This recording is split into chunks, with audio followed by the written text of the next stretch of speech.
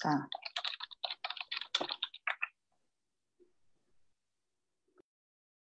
Acredito que já estamos online.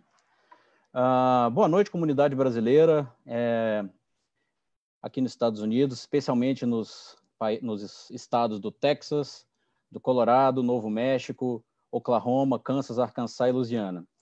Essa vai ser a primeira vez que o Consulado Geral em Houston está fazendo uma palestra na internet, uma palestra online, o que significa que eu devo dar boa noite também para os outros estados todos aqui dos Estados Unidos e, quem sabe, boa noite para o resto do mundo que eventualmente acompanhar a gente na noite de hoje. Para quem não acompanha muito as atividades do Consulado do Brasil em Houston, nós temos um ciclo de palestras que nós já fazemos há algum tempo, cada mês trazendo um tema interessante, um tema que seja particularmente importante para a comunidade brasileira e varia aí desde como é que se declara imposto de renda nos Estados Unidos, dicas de nutrição, dicas de vistos, enfim, uma variedade de temas, sempre pensando em assuntos que a comunidade brasileira necessite ou queira conhecer um pouco mais. Alguns temas serão muito... Ou seja, a gente vai voltar a fazer essas palestras, só que dessa vez online, tem a vantagem da gente poder falar com mais pessoas, alcançar mais pessoas. Hoje que é Dia Internacional da Família, a gente já deseja um feliz Dia Internacional da Família para todas as famílias que estão nos assistindo. A gente decidiu fazer tratar de um tema que é muito delicado e muito importante, que é violência doméstica. Violência doméstica já é um tema relevante em qualquer época que a gente puder imaginar. Durante a pandemia, os problemas se agravam. Então, por conta disso, nós escolhemos duas especialistas que vão falar do tema. Como é que vocês vão poder participar dessa live? Vocês podem ou fazer comentários e perguntas aqui mesmo no Facebook, ou vocês podem mandar um e-mail para o csf.houston@itamaraty.gov.br. Eu vou fazer um comentário aqui embaixo daqui a pouco com o e-mail direitinho. Nós sabemos que a violência doméstica é um tema muito sensível, então, provavelmente, se você tiver uma dúvida ou se você quiser fazer uma denúncia e não quiser fazer isso explicitamente no Facebook, imagino que muitas pessoas se incomodarão de fazer isso, escrevam para esse e-mail, nós garantimos que será lido com muito sigilo, muito cuidado, encaminhado para as especialistas e, eventualmente, para as autoridades, se for o caso. Então, deixa eu fazer aqui as honras da casa, não quero tomar muito mais tempo de vocês. Eu primeiro queria fazer um agradecimento à Elizabeth Smart, que trabalha com a gente no setor cultural do consulado, e ela que organiza todas essas palestras. Então, Elizabeth, fica aí a registro do seu trabalho. E falar um pouquinho... Obrigada, secretário. Falar um pouquinho agora das nossas palestrantes. Hoje falarão para a gente, deixa eu abrir aqui a minha colinha, falarão para a gente a psicóloga Maureen Caron. Ela vai falar sobre violência doméstica e relacionamentos abusivos em tempos de pandemia, e também onde buscar ajuda e recursos locais. De novo, nós estamos focando mais em Houston, mas, enfim, podemos esclarecer e podemos entrar em contato com outros consulados que cubram o estado de vocês para poder dar andamento a algum caso específico. E também falará com a gente hoje a advogada Bruna Frota, que é uma antiga amiga e consultora do consulado, vai falar sobre opções migratórias para vítimas de crimes e efeitos da Covid-19 no direito de família no Texas. Para apresentar um pouquinho mais delas, a Maureen é psicóloga, psicanalista, mestre em saúde mental clínica pela Universidade de St. Thomas e conselheira profissional licenciada pelo estado do Texas. Ela atende pacientes com doenças mentais crônicas no MedCenter Foundation e é especialista em saúde mental materna pelo Center of Postpartum and Family Health em Houston. E a doutora Bruna Frota, nossa antiga aliada aqui, é licenciada pelas cortes do Texas e de Nova York e especializada em direito imigratório e de família aqui nos Estados Unidos. Além de gerenciar seu próprio escritório de advocacia, ela presta serviços aqui para a gente, para o consulado do Brasil em Houston, e para a Tramontina, aqui a sede nos Estados Unidos. Um detalhe, os outros consulados que cobrem outras áreas dos Estados Unidos terão suas próprias consultorias jurídicas. Aqui a gente vai falar um pouquinho sobre os temas gerais, mas cada consulado em São Francisco, consulado em Los Angeles, em Nova York, em Washington, vai poder auxiliar você dependendo de onde você mora aqui nos Estados Unidos. Uma última coisinha, vamos tentar aqui se concentrar no tema da palestra. Se vocês tiverem dúvidas sobre quaisquer outros assuntos do consulado, dão uma olhada na página do consulado. O primeiro item que está lá é o novo regime de funcionamento. Nós estamos fechados por conta da pandemia.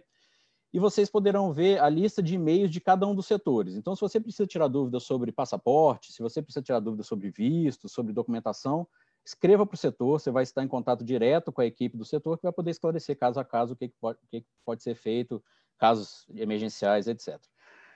Outra última aviso, que não terminam. Doutora Bruna Frota, aliás, é a penúltima vez, tem mais um. Doutora Bruna Frota volta a fazer a consultoria jurídica gratuita a partir do mês de junho. A gente vai aqui na página do Facebook e no site do consulado divulgar um pouquinho mais sobre datas e como é que vai funcionar. Mas em junho volta a consultoria que estava interrompida por enquanto. Estamos adotando novas metodologias por conta da pandemia. A próxima palestra da gente vai ser dia 28 de maio, está marcado para 28 de maio, também vamos transmitir aqui no Facebook. Eu vou ler para vocês aqui, mas vai ser sobre impacto da Covid-19 em questão de vistos. Vai ser com o pessoal da VisaLex. Bom, dito um monte de coisa, eu vou passar a palavra agora para quem entende do assunto. Maureen, boa noite. Te dou a palavra e qualquer coisa, estamos por aqui. Eu vou monitorando as perguntas para fazer para vocês. Tá certo. Boa noite, Daniel. Boa noite a todo mundo que está assistindo. Obrigado ao Consulado Brasileiro em Houston pelo convite. Mais uma vez, é um prazer estar aqui para a gente falar um pouquinho desse tema tão delicado e tão importante que é a violência doméstica. A gente já fez uma palestra sobre isso em 2018 e tinha pensado em falar sobre isso no mês da mulher, em março, mas essa pandemia, esse vírus veio mudando o nosso dia a dia, botando tudo de cabeça para baixo e a gente precisou se reinventar.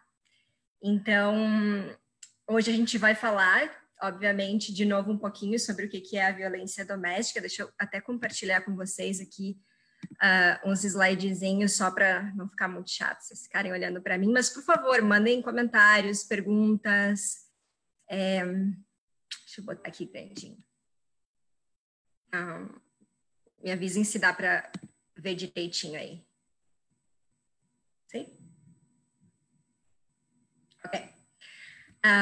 Podem mandar comentários, perguntas, a gente vai falar um pouquinho sobre o que é a violência doméstica, como reconhecer se a gente está num relacionamento abusivo, entender um pouquinho qual que é o ciclo da violência, que esse em si não muda necessariamente com a pandemia, porém vários fatores de risco, eles se sobressaem diante das condições atuais. E, no final, vamos endereçar um pouquinho onde e como buscar ajuda. Repetindo, mais em Houston, eu foquei um pouco aqui no Texas, porque é onde eu pratico, mas tanto o consulado quanto esse time e vários brasileiros, essa comunidade maravilhosa, estamos aqui para assessorar as pessoas que precisarem acessar os recursos. Então, vamos lá, né? A definição de violência, e eu peguei emprestado essa definição de uma cartilha que o grupo de mulheres em Nova York, em parceria com o consulado de lá, maravilhoso, juntou num material, e vamos ver se a gente consegue fazer isso aqui também. Mas é uma definição bem simplesinha e clara. Violência é qualquer ato que resulte ou possa resultar em dano ou sofrimento físico, mental, emocional, material, sexual ou psicológico. Inclui ameaça, coerção, privação da liberdade para sair, trabalhar, ter amigos, todos os seus direitos, né, básicos, humanos, estão limitados em função desse relacionamento. E duas palavras-chave para a gente ter em mente quando a gente fala em violência doméstica ou relacionamentos abusivos são poder e controle. Isso não é exclusivo desse tipo de relacionamento, faz parte da dinâmica de todos os relacionamentos, porém eles são muito... A gente vai poder identificar muito bem como esses dois fatores jogam aqui. Como a gente tinha planejado para o Dia da Mulher, eu estou usando, né, o feminino, mulher, vítima, abusador no masculino, mas vamos manter em mente que não é exclusivo de relações heterossexuais ou cisgender. E a pergunta, né, comigo, como reconhecer? Alguns mitos, por que é tão difícil para algumas pessoas pensarem até na possibilidade, né, disso estar acontecendo com elas? Uma é o uso de drogas, achar que, de repente, o meu parceiro é porque ele bebe, As pesquisas mostram que não, apenas 1/3 dos abusadores apenas agridem quando estão sob efeito de drogas, então não necessariamente tirando a droga você elimina o abuso ou a violência da relação, de que a vítima é pobre ou que não tem educação, não tem nada mais equivocado que isso, e a gente vê isso na clínica e nas notícias diariamente. Inclusive, esse estereótipo pode, inclusive, prevenir muitas mulheres de acessar ajuda, porque tem muita vergonha envolvida. E outra muito grande, um mito muito grande, é de que o agressor ele é violento o tempo todo. E não, muitas vezes esse agressor, ele é paizão, ele é aquele cara que é o centro da atenção nas festas, que conta piada, que é carinhoso com as crianças. Então, começar a desmistificar um pouco isso para a gente poder pensar com a complexidade que o assunto merece. Outras barreiras, né, algumas focadas principalmente para brasileiras imigrantes, são a falta de informação. A Bruna vai falar com vocês um pouquinho dos direitos que a mulher tem aqui. Isso é um grande empecilho, às vezes, para ela poder quebrar o ciclo e sair desses relacionamentos. O medo de perder, de se separar dos filhos, né? Principalmente se essa criança é cidadã americana, porque existem, né, algumas diferenças legais que protegem, às vezes, o pai ou a mãe que for americano. De novo, vergonha, culpa, a própria ambivalência, né, em relação aos sentimentos dessa pessoa pelo parceiro, e uma falta de diferenciação entre vitimização, culpabilização e responsabilização. E eu não vou entrar muito a fundo, mas depois vocês podem, né, trazer mais perguntas se quiserem, mas o que a gente trabalha, pelo menos na parte clínica e emocional, em terapia, é mover a pessoa que está pedindo ajuda para um caminho de responsabilização pela própria vida. Ela é vítima do comportamento do parceiro, mas ela é responsável pela sua própria vida.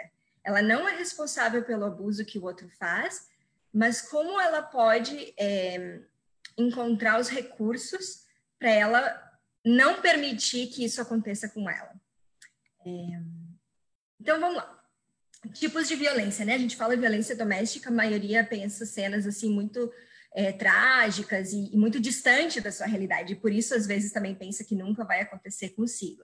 Então a gente, claro, escuta muito falar da violência física, porque ela é óbvia, né? As mulheres têm uma estrutura física mais vulnerável, então elas acabam sendo comumente as vítimas desse tipo de violência, mas ela pode ser econômica ou patrimonial, que se aplica muito às brasileiras que às vezes emigram para cá, que não têm reserva, que não sabem falar inglês, que dependem às vezes desse companheiro para comprar itens de necessidade básica, né, para poder acessar meios de transporte, coisas assim, até formas de trabalhar, né, por questões que não podem exercer a sua carreira. Então essa é uma violência bastante comum que a gente vê aqui, psicológica, que ela é bem subjetiva, ela é uma das mais pervasivas, mais difíceis de reconhecer, justamente por essa subjetividade, e também pela naturalização da violência contra a mulher nos discursos, né,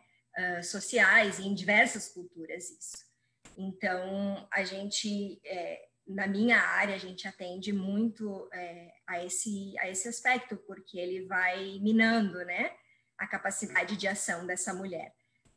Violência sexual, violência de gênero e social, que a gente já tocou um pouquinho nesse tema, e eu vou passar só para eu não me perder aqui no tempo. Então, da outra vez a gente falou um pouco mais sobre outras questões, mas me pareceu importante dessa vez trazer um pouquinho fatos para a gente reconhecer o que é um relacionamento abusivo, porque, como a gente falou, tem essas questões subjetivas e culturais, por exemplo, se é um casamento bicultural, né, de uma brasileira com alguém de outra nacionalidade, às vezes você fica meio confuso de entender se aquilo é uma questão, né, de respeito ou de agressão, como eu escuto de algumas pacientes, às vezes, que elas são acusadas de você não me respeita, né, quando elas tentam expor alguma vontade ou algum desejo. Então, acho que é importante a gente olhar com um pouquinho mais de cuidado, e por isso eu trouxe esse tema do gaslighting. Não sei se quem já conhece ou não, tem se falado mais na mídia, e ele foi um termo emprestado de um filme, onde o cara, ele queria o dinheiro da mulher, então ele criava situações para ela achar que ela estava ficando louca, e as pessoas também acharem que ela estava ficando louca. É um tipo de jogo muito poderoso, é uma série de técnicas onde o mais poderoso da relação, quem tem mais poder, tenta definir a realidade da pessoa mais frágil. E como resultado, a vítima vai chegando num estado de vulnerabilidade que ela passa a desconfiar dela mesma, se ela está entendendo bem, se é isso mesmo, o que está errado com ela. E às vezes apresenta sintomas depressivos ou de ansiedade, que às vezes como chega para a gente na clínica. Culturalmente, ela é uma prática social estabelecida, ela não é só de relacionamentos abusivos. Muitos líderes de cultos, ditadores, abusadores, usam técnicas assim. Então, essa é uma listinha, apenas 10, para a gente poder começar a pensar. Mentiras flagrantes, por exemplo. A pessoa te conta mentiras descaradas que você sabe que não são verdade, mas eles falam seriamente que é. Ou negam ter dito ou feito coisas que fizeram, mesmo que você tenha prova e diga, não, tá aqui, a gente foi, fez isso, fez aquilo. Eles continuam negando. Usam o que é íntimo, intimado e estimado para você como munição para te atacar, né? Tem uma expressão em inglês, get under your skin. Então, por exemplo, sabe que os seus filhos são preciosos para você, vai atacar, você é uma péssima mãe.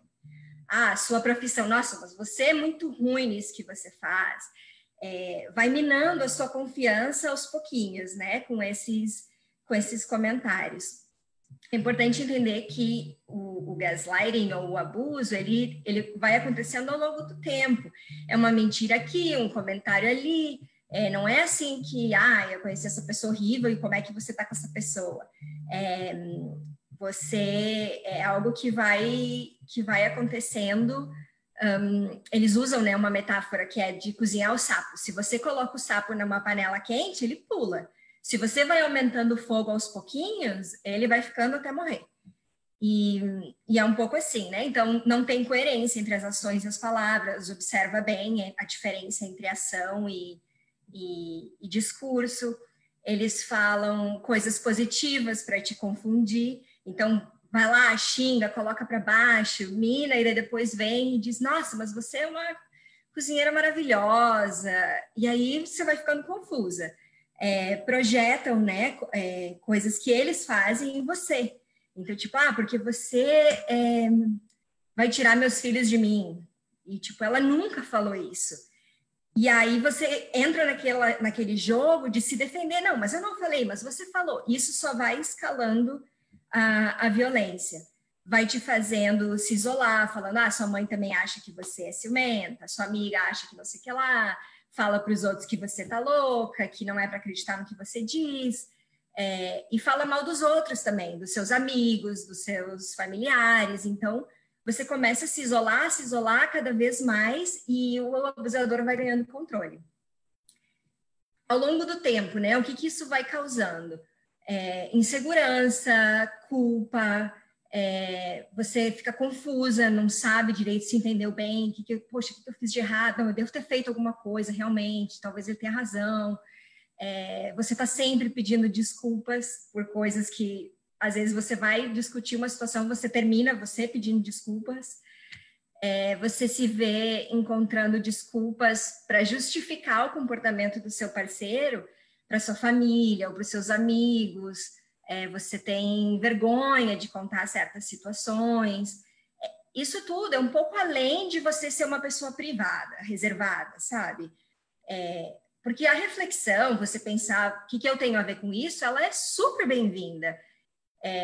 Em terapia, no ambiente correto, em algo que vai... correto, não correto, mas assim, apropriado, que seja conveniente para o seu bem-estar, para o bem-estar da sua família, não como arma de manipulação, né? Então, outros fatores, por exemplo, você não se reconhece mais, você sente que você era uma pessoa alegre, segura, e agora já não é mais assim. Você repete toda hora, aqui também não é fácil se relacionar comigo, eu também tenho isso, eu tenho aquilo. De novo, a reflexão ela é bem-vinda, vamos fazer isso no lugar certo. Não usar isso para desculpar o comportamento do outro, né? Quando você tenta conversar com o parceiro, você, de novo, sai da conversa mais enfraquecida, arrependida. Enfim, no final você chega à conclusão que o problema está mesmo em você, ou como me disse uma paciente essa semana, não, mas no final deve ter alguma coisa realmente comigo, porque ele não me bate, né? Ele faz tudo isso, mas ele não me bate. Ou, não, ele trabalha, ele não me trai. Então, é delicado, a coisa vai ficando mais complexa. E aí que é importante a gente pensar o ciclo da violência, né? Esse é um gráfico bem distribuído, bem popular, vocês podem achar na internet. Na verdade, eu não sei quem inventou para poder pôr a referência, mas é um guia bem interessante, porque você vê qual que é o ciclo, e ele geralmente se repete dessa forma. Tem um ato de violência, digamos, né? Aí gera um distanciamento, aí vamos pensando no controle, né? Então, o controle estava com o agressor, aí tem o distanciamento, ele começa a depois ver que está meio frio, se arrepende, promete que vai mudar. Aí também a que era vítima começa a se sentir recuperando um pouco daquele poder, né? Não, poxa, não poder necessariamente para usar sobre o outro, mas naquele relacionamento, né? Valorizado, importante, uma negação da violência que aconteceu antes, uma idealização de ambos os parceiros, né? Só que como toda idealização, ela vai cair em algum momento, vai aumentar a tensão, desapontamento, aí geralmente o que cai nesse perfil, né, do agressor vai tentar uma autoafirmação, principalmente se é porque a parceira está mais independente, mais feliz, mais solta, começa a intimidar e repete o ato de violência. Então, o primeiro passo para você se ver livre ou para você mudar, quebrar esse ciclo, ou até para aprender a lidar com ele, é você começar a dividir isso que você está passando com alguém, mas que seja alguém de verdadeira confiança, porque você precisa ser acolhida, escutada, não julgada ou colocada em xeque, sabe? Alguém que se aproveite do momento. Então, se você puder buscar ajuda profissional, melhor, mas se essa não for uma possibilidade, alguém que seja muito acolhedor, né, que possa te dar esse suporte. A gente sabe que as palavras, né, inclusive na violência, mesmo que não exista violência física, a gente sabe como as palavras podem nos fazer adoecer, da mesma maneira elas podem nos fazer curar. Então, reflitam e se por algum motivo você se identifica com alguma das coisas que você viu aqui, não significa que é o caso, mas é importante analisar, conversa com alguém, né? E deixa eu tomar uma água aqui. Espero que tá bom aí, que não esteja muito pesado ou muito chato. Mas é que é um assunto pesado, mas é interessantíssimo e necessário, né? A gente falar e colocar palavras nisso. Como é que tá meu tempo aí? Seu tempo tem aproximadamente 20 minutos que você está falando. Eu só queria lembrar o pessoal, querendo fazer perguntas, pode escrever para o csf.houston@itamaraty.gov.br, csf.houston@itamaraty.gov.br, Itamaraty é com Y no final, ou fazer o comentário aqui mesmo na live do Facebook aqui embaixo que a gente está monitorando. Alguns casos que são mais delicados, a gente recomenda escrever para o e-mail e não aqui ao vivo. Dando continuidade. Isso aí, obrigada. Então vamos lá, né? Pensando um pouquinho as condições da mulher brasileira, imigrante, né? Em Houston, porque a gente está aqui, mas pode ser imigrante em outros lugares também, porque alguns desafios são compartilhados. A gente falou bastante disso da outra vez, né? Do processo de ajuste normal, que já é difícil sem o fator da violência, né? Esse encontro com a falta da família, dos amigos, da autonomia, limitações de trabalho, de identidade, de autoconfiança, como isso já colocam a mulher brasileira imigrante numa posição um pouco mais vulnerável. Se é um relacionamento saudável, pode ser um momento maravilhoso de crescimento para o casal, um desafio como esse. Mas isso pode realmente se tornar um pesadelo quando o parceiro se revela um abusador. Então, a violência doméstica longe do país, ela comporta esses fatores de risco a mais e essas particularidades que a gente está bem atento e a gente vê acontecer aqui muito frequentemente. Da outra vez eu até tinha comentado isso também, né? O fato de que Houston, em específico, é uma cidade muito espalhada. Então, muitas pessoas moram em subúrbios, em casas que, se você sai na rua, não tem ninguém. Se você grita ou precisa de ajuda, né? Às vezes, se você não é fluente no idioma, você não consegue ter laços para você poder pedir socorro. Você não encontra, né, os seus vizinhos na fila do supermercado para eles, né? Poxa, fulana, eu tô te achando meio abatida, tá tudo bem, vamos tomar um café. Não existe isso. E você tá longe da sua família é difícil, porque também eles não sabem muito bem, às vezes, como fazer para te ajudar, estão longe, você não sabe os seus direitos também em termos de denúncia, né, caso fosse a situação. Então, agora pensa isso tudo, né?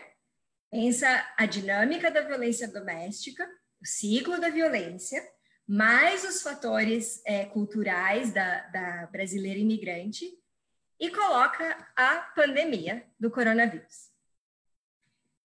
Bem complicado, né?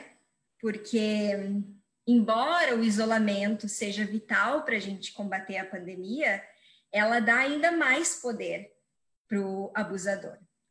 E já foi reportado em outros países um aumento, né, de denúncias de violência doméstica. Já era esperado e é esperado aqui para Houston também. As pesquisas apontam que durante e por meses depois de desastres, atos de violência, estresse, tudo tendem a aumentar. Furacões, tsunamis, inundamentos, também crises financeiras. A gente vê Houston agora, que é uma cidade que depende bastante de óleo e gás, com muitas pessoas perdendo emprego. Então, são todos fatores que vão esquentando a pressão, né? Uma panela de pressão dentro de casa. E fora isso, você não poder sair, né? Então, dentro de casa, tem uma pesquisadora de Harvard que detectou que algumas técnicas que os abusadores usam, elas têm uma semelhança muito próxima com a que certos sequestradores usam para controlar reféns. E algumas técnicas são essas, né? Isolamento de família, amigos, emprego, vigilância constante, restrições de acesso a necessidades básicas.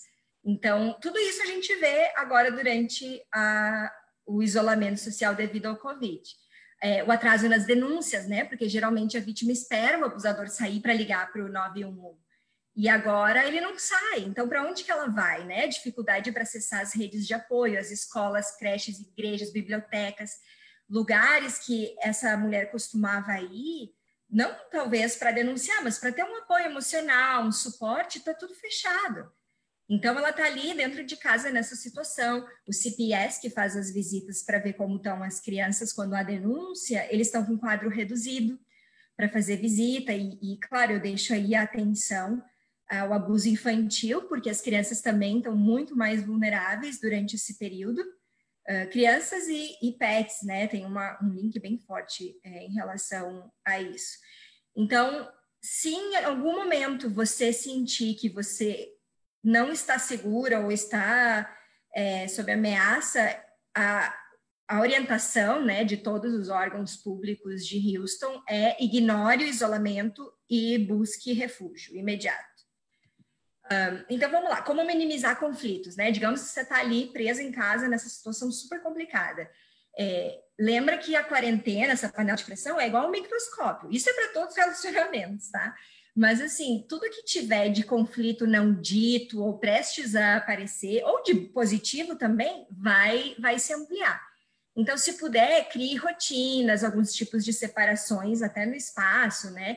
Quem tem criança que está com um desafio maior ainda nessa situação. Se você tiver numa briga ou num argumento, tenta como brigar melhor, né? Foca no problema em questão. Faça pedidos e não protestos. Use amigos para desabafar, né? Não é talvez o momento mais estratégico para tentar resolver uma situação que já leva anos, por exemplo. Evite competir, quem é melhor, quem é pior, porque eu que lavo a louça, eu que não sei o que lá. Então, não que vá resolver, mas para minimizar que chegue nesse ponto de escalar, de repente, para uma violência maior. E, ao mesmo tempo, como toda crise, é uma oportunidade para reavaliar e tomar decisões. Tem muita gente que estava em dúvida se devia terminar um relacionamento e agora está decidindo que vai, ou o contrário, né, que estão decidindo que não, que vão dar mais uma chance, que vão buscar ajuda, enfim, considerar isso.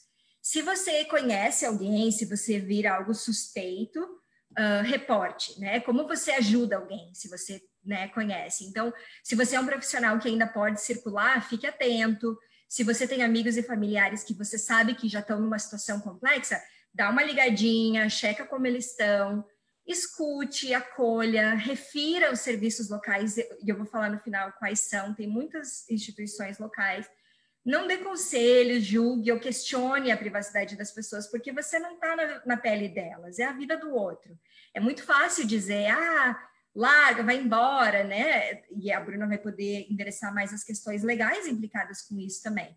Então, só o alerta e os pais tentar manter o nível de estresse baixo, porque a gente sabe que as crianças expostas a esse tipo de situação estão em risco. Eu conversei com um conhecido police officer aqui de Houston e pedi para ele se ele tinha algum tipo de conselho, né, para dar e coisas que ele poderia dizer.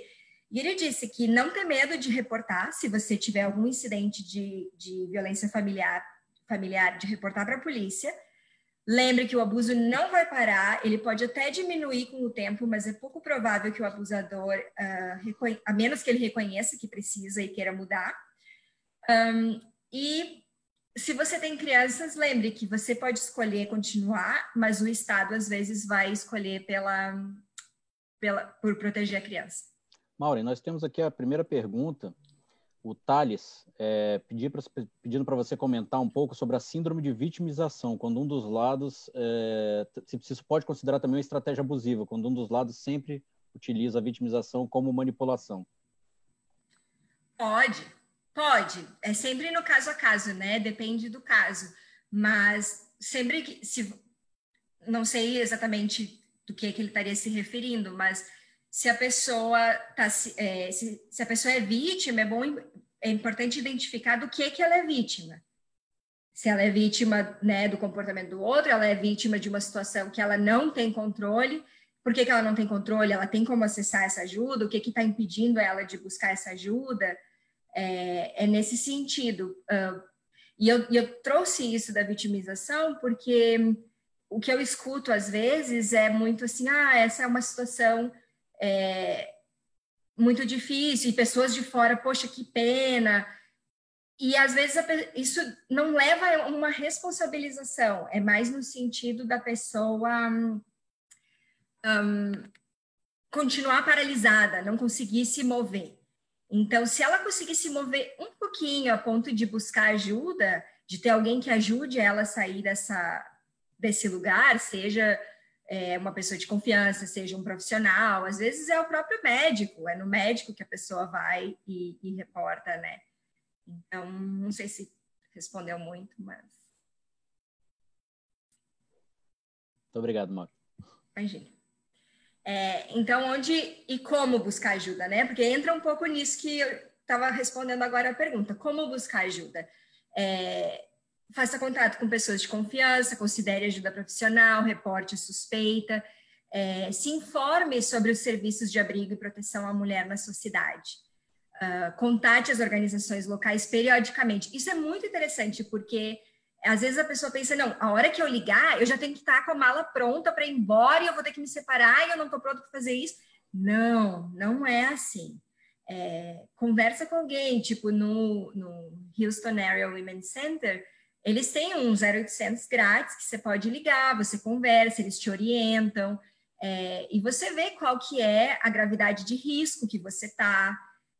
E, além do mais, documenta, né, de certa maneira, que você já começou a buscar uma solução, porque...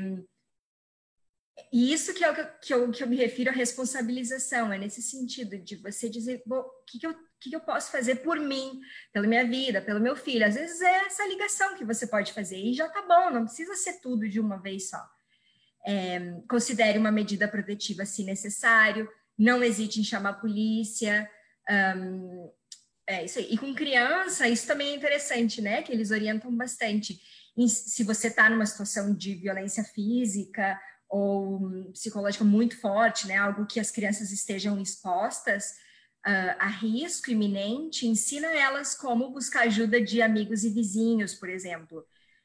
Se você e seu marido estiverem brigando, como elas têm que ficar longe. Você pode, inclusive, criar um código, um sinal para elas saberem o que elas precisam fazer e como. Por exemplo, eu sei que na Europa eles criaram um código para na farmácia, quando você vai buscar alguma coisa, falar, tipo, mask, não sei o que lá, e aí eles sabem que é para avisar a polícia. Com o seu filho, você pode dizer, uma palavra comum, sei lá, vai brincar de algum brinquedo específico. E aí a criança sabe que ela tem que ligar para a tia tal, para o tio tal, ou ir lá bater na porta da vizinha, praticar com ela. Essa cultura, né, da prevenção, ela é bem forte aqui nos Estados Unidos, com os fire drills, por exemplo. Então, isso. E considere fazer um plano de emergência. Tem um link aqui, eu não vou ir muito em detalhes, mas ele é bem importante. Ele é uma ferramenta para te ajudar a ver quanto em risco você está e se você precisar sair, o que você faz? Porque se você deixar para o momento que a coisa está fervendo, é muito difícil você processar. A gente falou um pouquinho na outra palestra de como o cérebro responde, né? Mas para entender um pouquinho a resposta de emergência. Mas, assim, ele traz perguntas, por exemplo, qual que é o nível de força que o teu parceiro usa? Você consegue prever quando ele vai agredir? Quais áreas da sua casa são seguras, né? Um quarto que tem uma janela, caso você possa pular. Banheiro, cozinha, nem pensar, porque se você cai, né, você toma um empurrão, você pode se machucar muito mais. Tente identificar lugares que você possa ficar seguro. Se puder, tenha sempre um telefone próximo, salve os números de emergência. Se o episódio de violência ocorrer, a dica é que você proteja a sua cabeça e se faça um alvo bem pequenininho. Então, às vezes, um cantinho que você possa cruzar os dedos assim e cobrir a sua cabeça ou o rosto, fazer tipo uma posição fetal. Assim, quanto menor você puder fazer o seu alvo, melhor, mais protegido você vai estar.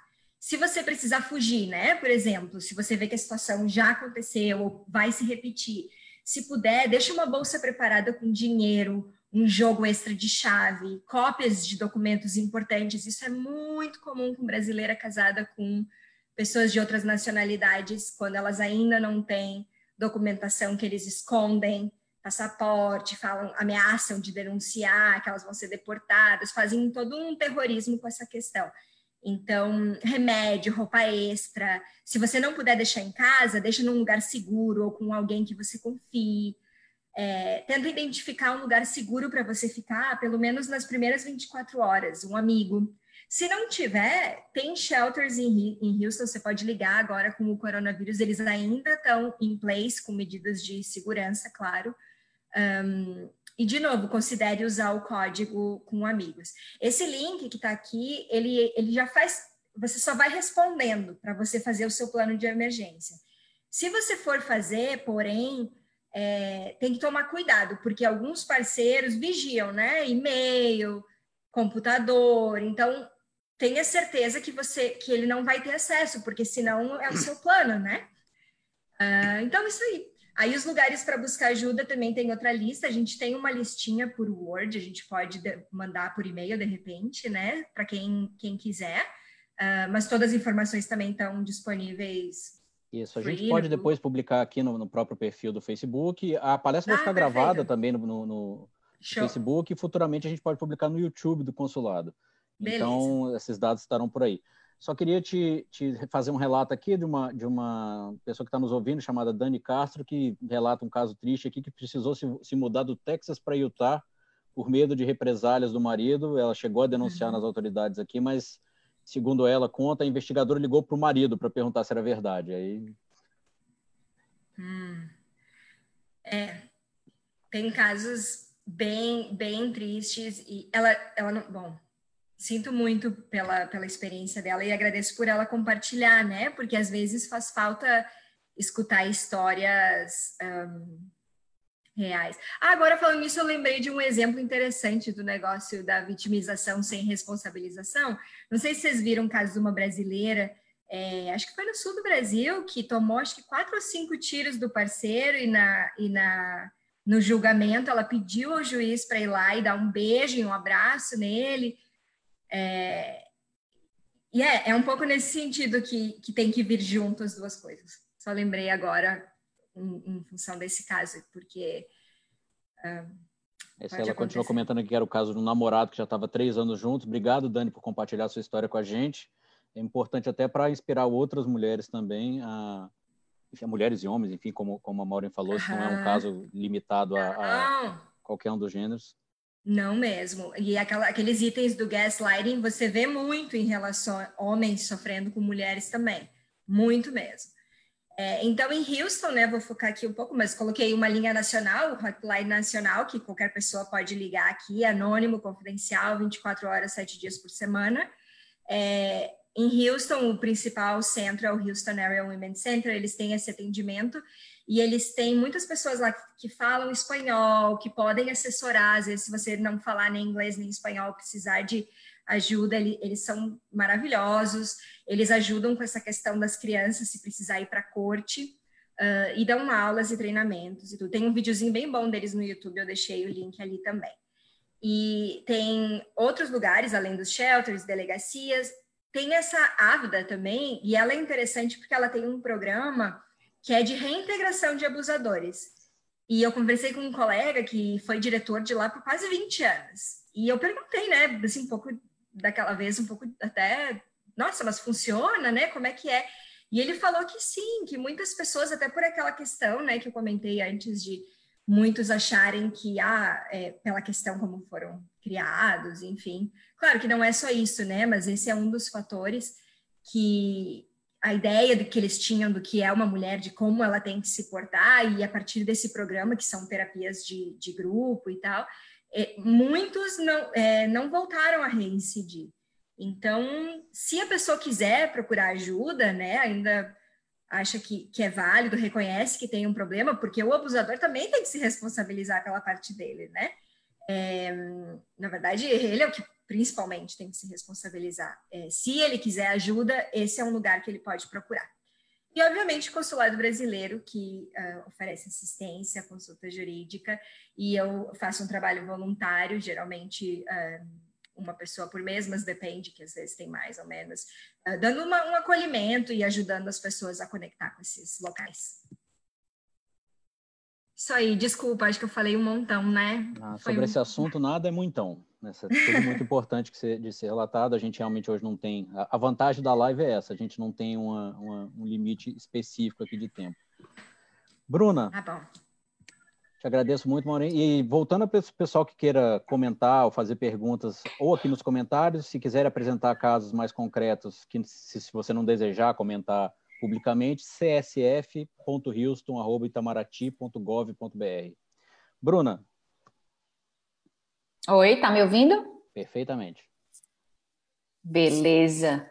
Então vamos lá, gente. Depois dessa apresentação brilhante da Maureen, sobra para mim agora falar sobre as questões jurídicas, né, e um pouco mais complicadas e um pouco difíceis de entender no mundo, eu diria, no mundo atual, que às vezes a polícia, até o juiz, a promotoria nem sempre fica do lado da mulher que sofre esse abuso, né, da mulher ou do homem, né, que foi uma coisa muito importante que a Maureen e o secretário Daniel enfatizaram, né, durante a apresentação, que realmente as leis, né, quando falam de violência contra a mulher, essa mulher tem que ser interpretada de uma forma ampla, que também é a pessoa do sexo masculino, né? Então, tanto mulher quanto homem.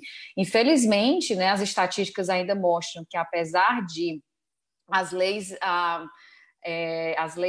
estão ficando mais atualizadas para diminuir esse tipo de diferença entre homem e mulher, infelizmente ainda são as mulheres que sofrem mais essa violência doméstica, né? Então, na preparação dessa live, infelizmente, eu não sei se felizmente ou infelizmente, eu não preparei um PowerPoint, porque eu achei que vocês queriam ficar mais tendo essa relação, né, mais pessoal comigo. Então, se alguma coisa que eu tiver falado durante a live vai ficar gravada e vocês podem sempre voltar, né, para a apresentação, mas também, como o secretário Daniel falou, tem um e-mail que vocês podem mandar perguntas e a gente pode responder especificamente sobre o seu caso, né? Você vai retratar os fatos do seu caso e a gente pode responder sem problema nenhum. Então, na apresentação dessa live, a primeira coisa que eu fiz foi, eu quero ver se existe alguma estatística, né, que eu possa repassar para as pessoas que estão assistindo, para entenderem por que esse tópico é tão importante, né? E nós não somos os primeiros que estamos abordando isso, como a Maureen falou, e ela colocou, inclusive, as estatísticas em outros países, e eu encontrei aqui uma estatística, na verdade, que não é oficial, porque foi a rede NBC, né, que contactou algumas polícias, né, ao redor dos Estados Unidos, e de acordo com o report dessas polícias, aumentou o número de denúncias em 20%. Aqui em Houston, por exemplo, aumentou de fevereiro para março, teve mais de 300 ligações comparadas com fevereiro.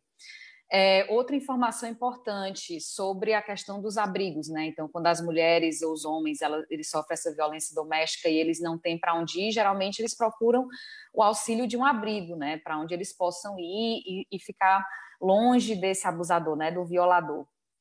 Então, também existe algo o que está acontecendo, infelizmente, por conta do corona.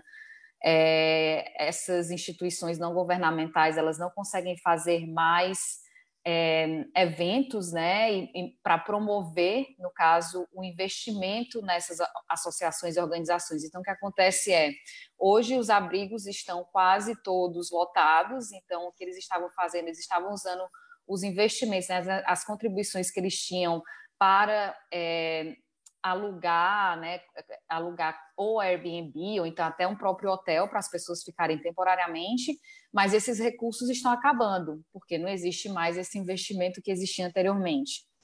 Então, esse é outro ponto muito preocupante, né? Se as pessoas não passarem a sair mais, a reabrir, sair o shelter in place, o que eu espero que, né, vamos ver o que vai acontecer com a economia, mas isso pode acontecer se ficar no longo term, né, não ter mais esse recurso para as pessoas que não têm como ser autossuficiente financeiramente para onde eles irão. Outro fator interessante que eu encontrei nas minhas pesquisas foi justamente o número de ligações para o National Domestic Violence Hotline, que é esse número que a Maureen compartilhou no final da apresentação dela. Para eles, o número, né, estatisticamente, o número de ligações diminuiu. E a CEO, ela explicou que ela acredita que o número de ligações ele não é um reporte que relata a realidade. Por quê? Porque o que acontece? Agora essas mulheres, esses homens que estão dentro da casa com os violadores e os abusadores, como existe o monitoramento maior em cima dessas pessoas que estão sofrendo a violência, elas têm medo de reportar, né, de ligar e reportar. Então, o que eu acho que a minha mensagem, o principal que eu queria passar durante essa apresentação é que vocês não tenham medo, apesar de vocês ouvirem vários relatos ao contrário, vocês têm sempre que ter provas, qualquer queira que seja, com quem você for se relacionar, se for com advogado, se for com a promotoria, com a polícia, com o juiz, vocês têm que ter prova dessa violência, né? Quer seja emocional, quer seja física. Então, apesar de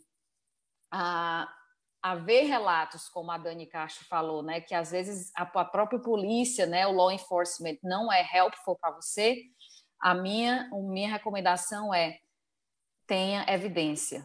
Ligue para as pessoas que possam ajudar você. E depois, claro, uma vez que você tenha o conselho jurídico, conselho de um terapeuta, né, certo para tratar dessa violência doméstica com você, você pode colocar o plano em ação. Mas muito importante ter essa evidência antes de colocar o plano em ação.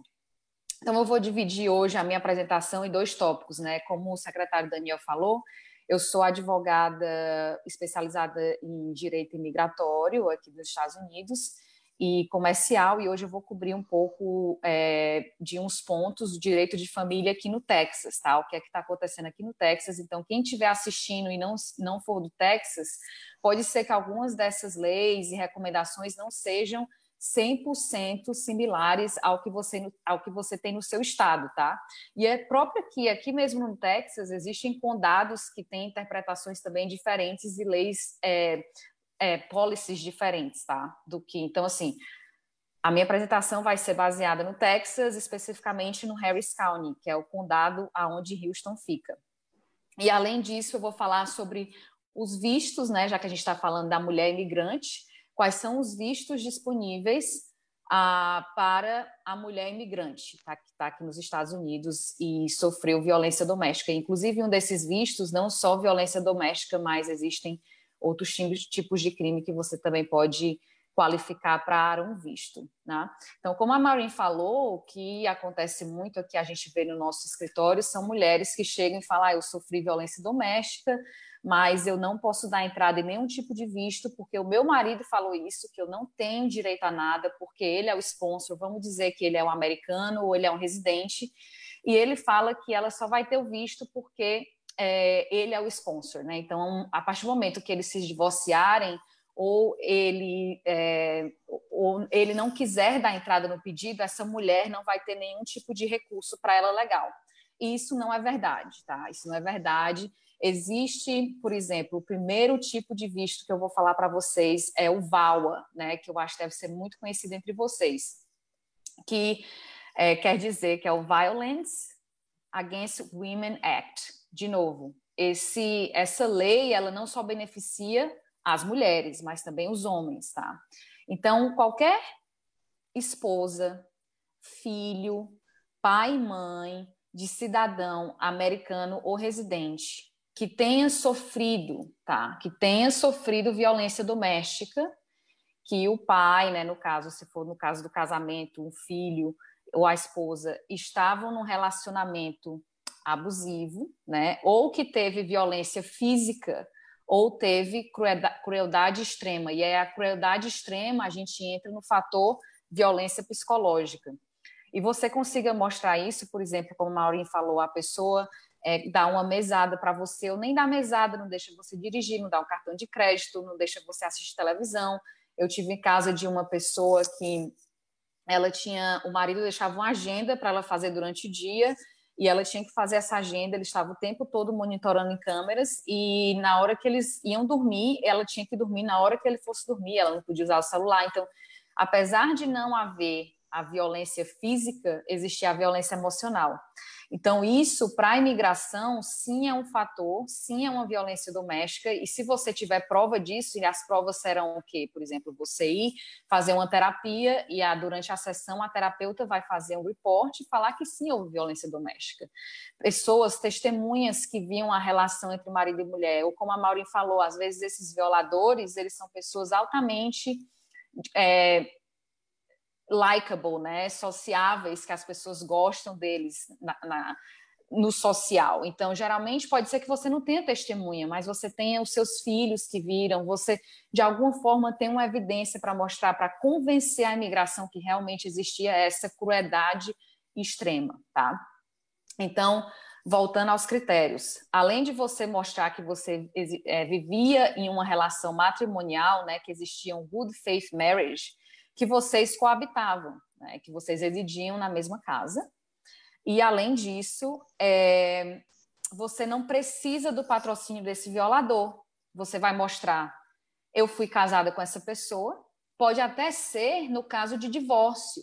Se você se divorciou, você tem até 2 anos para dar entrada nesse tipo de green card, desde que você tenha as evidências que essa pessoa, no caso, era americana ou residente, e que você estava nesse relacionamento abusivo e o relacionamento era real, de marido e mulher, ou de pai e filho, ou de, no caso dos pais desse cidadão ou desse residente, tá? Você não precisa mostrar que você vai sofrer um extreme hardship se você tiver que voltar para o seu país de origem, por exemplo, no VAWA, né? Você pode ter entrado ilegalmente no país, você entrou ilegal, por exemplo, você entrou cruzando a fronteira, mesmo assim você consegue fazer os seus papéis aqui nos Estados Unidos. E existem alguns tipos de violações, por exemplo, você usar benefício público, que não vai fazer com que você seja inelegível para esse tipo de visto. E esse visto, na verdade, já é um green card, tá? Já é um green card. Então, só para recapitular, você tem que ter uma relação com um cidadão americano ou um residente, tá? Você tem que ter vivido uma relação matrimonial, vocês têm que ter vivido juntos. No caso, ou violência física ou crueldade extrema, no caso emocional, violência emocional. Você pode ser homem ou mulher, ou você está casada, ou no caso houve morte, ou então você se divorciou e deu entrada em 2 anos, tá? E é um green card. Então, esse é o VAWA, que geralmente as pessoas são as que mais qualificam, porque a gente vê muita mulher, na verdade, que vem para os Estados Unidos, por exemplo, com visto de noiva, ou então que estava namorando com a pessoa e veio para cá, entrou com visto de turista, estava com visto de estudante, casou com um americano, um residente, e depois do casamento descobriu esse que estava numa relação abusiva, tá? O segundo tipo de, nem é visto, na verdade, é uma permissão de trabalho, que, na verdade, você não vê as pessoas falando muito na mídia sobre isso, tá? Existe um tipo de permissão de trabalho para quem é esposa, tá? De quem tem o visto A, o visto E, o visto G e o visto H. Por exemplo, você tem um esposo ou esposa que veio para cá trabalhar para uma empresa e essa pessoa tem um visto H1B ou tem um visto E, né? O que vai acontecer? Se houver violência doméstica, mesmo você qualificando, por exemplo, baseado nesses tipos de visto, por exemplo, o H, você não pode pedir uma permissão de trabalho, mas o E e o A você até poderia pedir. Então, você está no H, por exemplo, né, que é o mais comum de acontecer, e você está numa relação abusiva com esse cidadão estrangeiro que tem um visto temporário, você pode sim pedir uma permissão de trabalho. E aí isso vai te dar o quê? Liberdade para conseguir o trabalho e conseguir se livrar, pelo menos financeiramente, dessa relação abusiva. Como a Maureen falou, nem sempre é só financeiro, né? Mas a dependência financeira leva com que você fique dependente em outros aspectos também, tá? Então, pelo menos você se livraria dessa dependência financeira. O terceiro tipo de visto é o visto U, que a Dani estava falando, né? A Dani Castro falou da certificação. O que é o visto U? O visto U é um visto não imigrante, tá? Ele é um visto temporário, que depois que você consegue, claro que você pode pedir um green card, mas ele é um visto que está disponível para pessoas que sofreram crime, são vítimas de crime nos Estados Unidos. E a violência doméstica é um desses tipos de crime que qualifica para o visto U. Então, qual é a grande diferença entre o visto U e o VAWA que eu estava falando anteriormente? Primeiro de tudo, no visto U, o violador do crime, ele não precisa ser cidadão americano ou residente. Pode ser, por exemplo, como a Dani falou, era um namorado que ela tinha. Então, pode ser que esse namorado, mesmo, vamos dizer que seja um americano ou residente, mas eles não estavam casados ainda. Ou então, é um estrangeiro, uma pessoa que estava ilegal e cometeu essa violência contra você, o seu namorado, né? Ou namorada. A outra diferença é que o crime não precisa ser só violência doméstica. Pode ser, por exemplo, roubo, pode ser estupro, pode ser assault, battery. Tem vários tipos de crime que se elencam dentro do visto U, né? O mais comum que a gente vê, claro, é o de violência doméstica. Mas existem vários outros crimes que você pode qualificar para o visto U.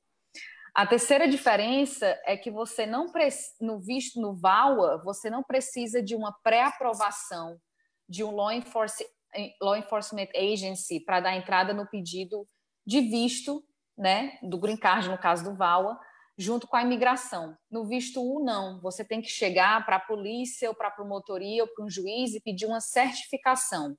E aí, o que é que você vai pedir nessa certificação? Você vai dizer, eu sofri um crime, eu estou disponível para ajudar na investigação ou na criminalização dessa pessoa, né? Então, como a Dani falou, depende do tipo de law enforcement agency que você tenha que lidar, e aí, claro, vai depender muito do advogado e da relação que eles tenham com esse law enforcement agency para conseguir essa certificação, né? Eu tive um caso, por exemplo, há 2 anos, que a primeira certificação que a promotoria fez nesse condado foi para o meu caso. Então, foi o quê? Foi muito fácil, porque era um condado que eles não tinham muito conhecimento desse tipo de visto. Então,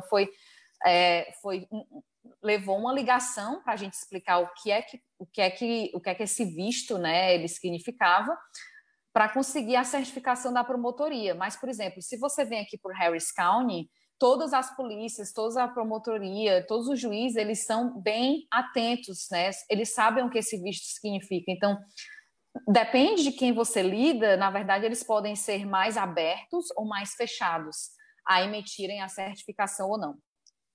Então, esse é o outro ponto do visto U que o VAWA não tem, que é um obstáculo, né, entre aspas, adicional que você tem que passar. O terceiro ponto, a diferença do visto U para o VAWA, é que no visto U você tem que mostrar que você sofreu substancialmente, né? Eles falam você teve um extreme emotional violence nesse sentido, né, da violência doméstica. E, de novo, você vai mostrar que esse sofrimento que você vem passando está relacionado ao crime que você sofreu. E quem que vai, de novo, a evidência, né? A gente está falando o quê? De evidências. Como é que você vai mostrar essa evidência desse sofrimento emocional? Vai ser por um terapeuta, né? Vai ser por affidavit de amigos, né? Se houve a violência física, fica mais fácil de você convencer a imigração e o law enforcement agency. Mas não necessariamente isso é um documento primordial para você conseguir isso, tá? Outra diferença, né? Então, se você sofreu crime e você tem menos de 21 anos, você pode trazer como dependentes a sua esposa e seus filhos, né? Se você é maior de 21. Se você é menor de 21, você pode peticionar para seu esposo ou esposa, filho, pais e irmãos solteiros menores de 18 anos. Tá? Então, quando você pega esse visto de não imigrante, você pode trazer dependentes dentro dele. O visto U, você entra, como existe uma cota anual por ano, você tem que entrar para uma fila de espera. Quando você dá entrada nessa fila de espera, para entrar na fila de espera, hoje está demorando em torno de uns 4 anos, tá? 4 a 5 anos. Depois que você entra na fila de espera, você pode pedir uma permissão de trabalho, enquanto o processo está pendente. E aí, de novo, vai ter que esperar um visto estar disponível para você conseguir que a imigração emita para você o visto U. Uma vez que você tem o visto U por 3 anos, você pode dar entrada no seu pedido de green card, tá? Secretário Daniel, só me dá uma nota no chat se eu estou passando do tempo ou não, tá? Nota 10. Tá bem? Tô ok? Tô quanto Não, tempo? tá ótimo. Nós estamos tranquilos aqui, aguardando. Se mais alguém quiser fazer perguntas, comentários, eu estou monitorando aqui. Tá. Então, vou falar. Eu ainda tenho um pouco para falar. E aí, a terceira opção que eu queria falar, que é muito comum para as pessoas, você chega nos Estados Unidos, você começa o processo de green card, né? Você casou com um americano, você está com um processo pendente. E o processo, hoje em dia, demora em torno de 1 ano e meio, tá?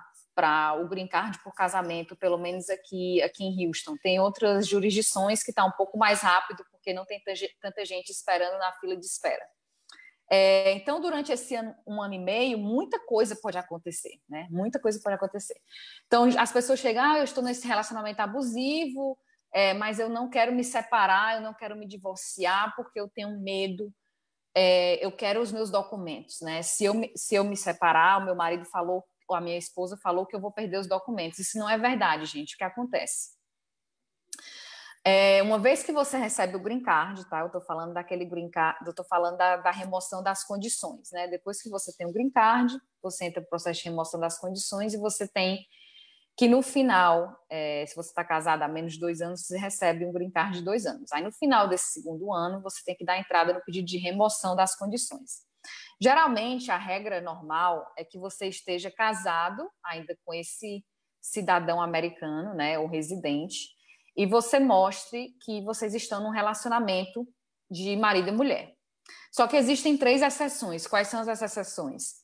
Primeiro, você se divorciou. Segundo, existe violência doméstica no seu casamento. Ou terceiro, houve morte. Então, mesmo depois que você consiga o green card e você queira sair dessa relação abusiva, existem essas opções para você fazer. E aí, minha recomendação qual é? Porque o que é que a imigração vai procurar quando for aprovar esse pedido de remoção de condições? Existia uma relação entre marido e mulher, entre vocês dois ou não? Esse é o ponto mais importante. E aí, de novo, evidências. O que vocês têm que fazer? Durante o casamento, junta todas as evidências que vocês têm. Cópia de contrato de aluguel, se vocês compraram uma casa juntos, a cópia do deed da casa, conta conjunta, se vocês tiverem filhos, a cópia... Oi? Oi, não, só para te interromper um pouquinho, desculpe. O Fábio Lima que pergunta se for caso se não for americano ou residente. Aí, no caso, o único visto disponível é o visto U, que a gente estava falando que a Dani pediu. Perfeito, obrigado. Então, esse que eu estou falando agora é a remoção das condições para quem já tem um green card, mas estava casado há menos de 2 anos. Então, o que eu vou só, como a gente falou do visto, eu vou voltar ao que a Dani falou, que ela tentou, né, conseguir uma certificação, acredito que foi pela polícia, né, de Houston, e a polícia ligou para o violador e depois resolveu não dar essa certificação. E aí ela teve que ir para Utah, né, fugida dessa pessoa. Então, infelizmente, né, como o crime aconteceu aqui no Texas, a polícia de Utah, como não está fazendo a investigação, né, do crime, eles não vão poder dar essa certificação. Então, ou ela tentaria, né, mais outra vez, tentar a certificação, mas eu acho que, eu não sei há quanto tempo foi isso, pode ser que nem o crime já tenha passado tempo para a polícia querer continuar a investigação. Mas, infelizmente, né, como eu falei, existem essas agências que são mais fechadas para imigrante, né? Existem outros tipos de benefícios, né, que a gente chama de reliefs, para as pessoas que estão em processo de deportação, tá? Que eu não vou entrar em detalhes aqui, porque são muitos, mas se vocês estiverem, por exemplo, em processo de deportação e estão sofrendo violência doméstica, existem opções para vocês, então vocês podem passar uma pergunta para o secretário Daniel, para o consulado, por e-mail, e a gente responde depois especificamente para vocês. Existe também o visto T, que é o visto de vítima, né, no caso de tráfico humano. Existem casos que, se você sofreu violência doméstica também, mas não é o mais comum, que você consiga essa certificação como vítima de tráfico humano, tá? E aí, geralmente, é um processo que envolve a polícia, envolve a promotoria, envolve FBI, pode existir CIA. Aqui em Houston, por exemplo, existia um ringue muito grande de tráfico humano. Eles traziam muitas mulheres do México, da China e das Filipinas para serem prostitutas, né? E aí teve uma época que eles conseguiram muitos vistos de tráfico humano para essas mulheres. E isso está até na mídia, vocês podem depois procurar. É um assunto interessante. Infelizmente, Houston é uma das cidades que tem o maior índice de prostituição aqui nos Estados Unidos. Aí a Deneste perguntou aqui, Daniel, não sei se você quer fazer a pergunta para mim ou se eu posso ler a pergunta. Ela perguntou: e havendo violência doméstica com green card provisório, não tendo ainda o divórcio, quando dá a entrada, só quando for para remover as condições, você pode pedir anteriormente. Existem case law e policy que a LAU, né, que você entre com o processo de remoção antes do tempo, tá? Isso é uma pergunta interessante. Sobre o direito de família aqui no Texas, né? Então, eu vou falar de assuntos mais corriqueiros, né, das pessoas geralmente que se divorciaram e têm crianças, né, porque, na verdade, o impacto maior nas ordens, né, de divórcio, nas ordens, por exemplo, de child custody ou de posse e acesso da criança, são as ordens que estão tendo maior impacto. As cortes, né, estão fechadas, elas estão fazendo audiências em pessoas somente para casos essenciais e emergenciais, e geralmente elas não estão considerando, por exemplo, revisão de valor de pensão para a criança, pensão alimentícia, como uma emergência. Então, esses pedidos, por exemplo, de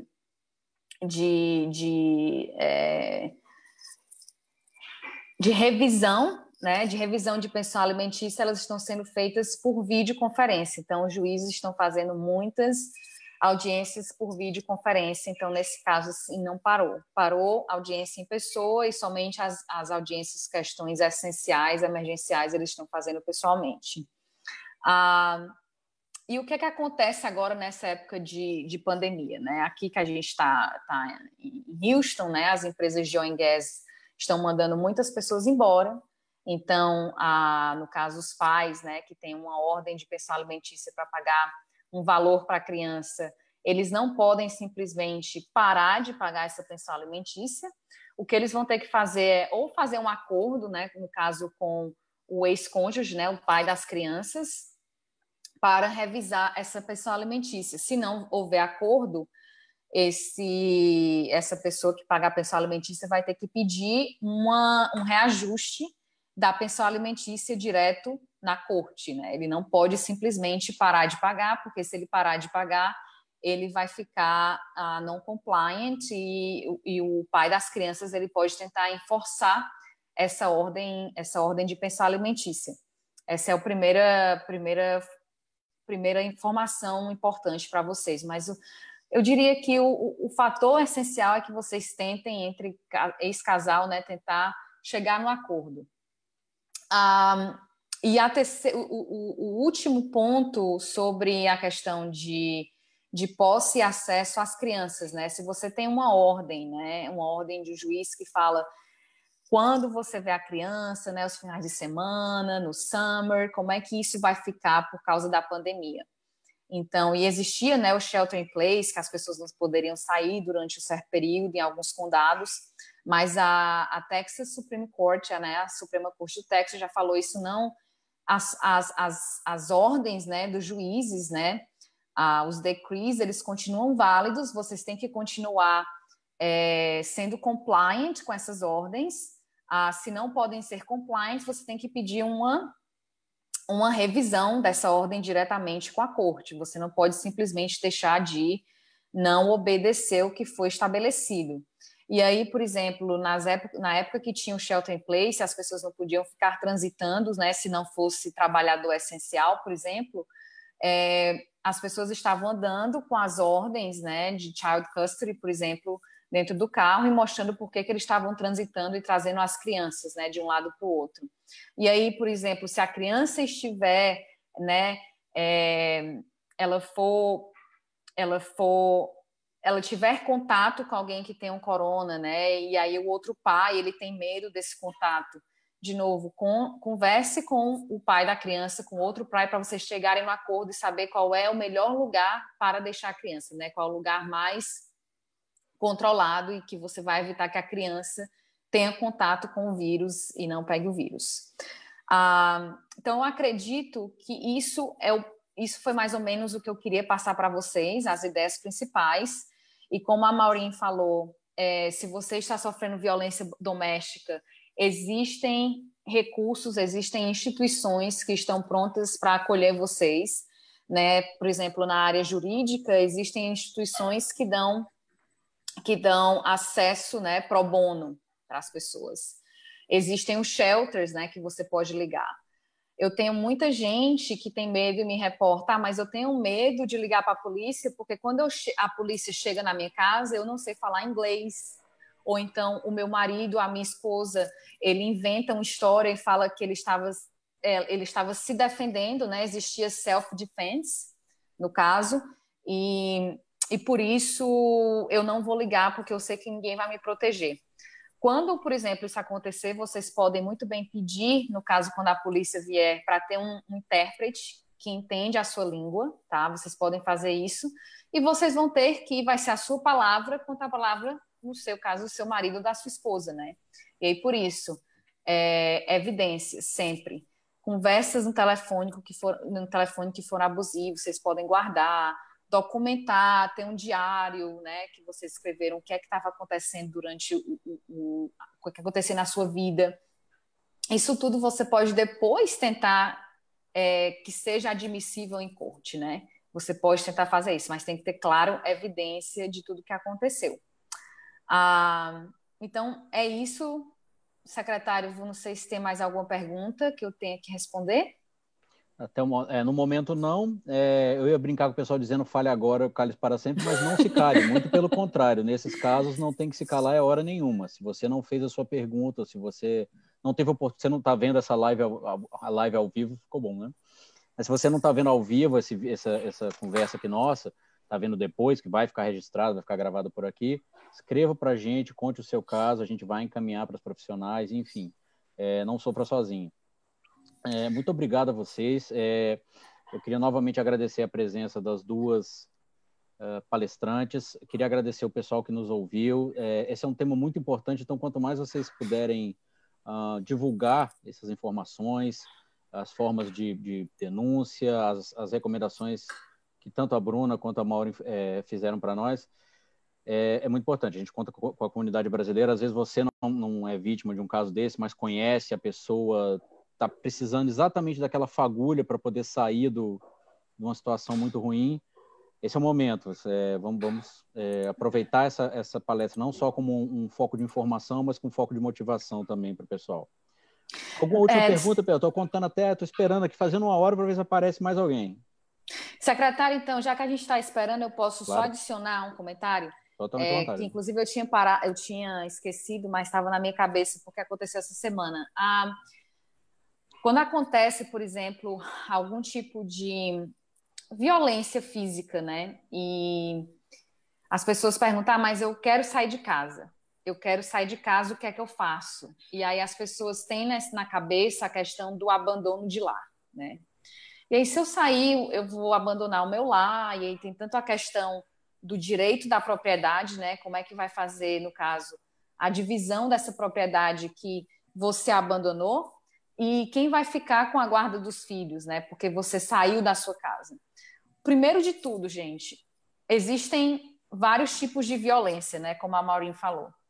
Pode ser uma violência que seja mild, pode ser uma violência que seja grave, pode ser uma violência que seja não tão grave. Eu nunca vou falar para o meu cliente não abandonar o lar se houver uma violência altamente grave, que você quebre a sua costela, que você tem que parar no hospital, que você esteja bleeding. Eu acho isso desumano, algum advogado falar para o seu cliente que você vai abandonar o lar quando isso acontece. Por quê? Porque nenhum ser humano, o juiz, a polícia, o promotor, não pode considerar você sair da sua casa como um fator de peso para considerar que você não tem direito à casa ou que você não tem direito à guarda dos seus filhos. Você está no iminente risco de quê? De sofrer, pode até morrer. Ninguém sabe, se a pessoa for bater tanto em você, você pode ter uma hemorragia, você pode morrer, você pode ter consequências irreversíveis. Então, primeiro de tudo, se você estiver passando por uma situação que seja altamente grave, não posso dizer nenhum advogado, mas é desumano falar que você não pode abandonar o seu lar. Tá? Segundo, se realmente for difícil você mostrar essa violência depois, esses fatores de você ter saído de casa, de você, por exemplo, você levar o filho, pode até ser considerado sequestro, né, secretário Daniel? e se não tiver, por exemplo, a anuência do pai da criança, ou então se você resolve, por exemplo, sair sem as crianças, pode ser que sejam fatores que o juiz vai levar em consideração e considerar, se ela saiu de casa é porque ela tinha outro lugar para morar. Ou então, se ela saiu de casa, ou ele saiu de casa, ele não pensou nos filhos e como é, ele não está na melhor condição de cuidar dos filhos. São fatores que sim podem ser levados em consideração, mas tudo existe defesa, gente. Tudo tem defesa e tudo tem dois lados, né? Então, provas, evidências e ajuda, buscar ajuda. Apesar de você ouvir várias histórias que não sejam desencorajadoras, nem sempre é o seu resultado que você tem.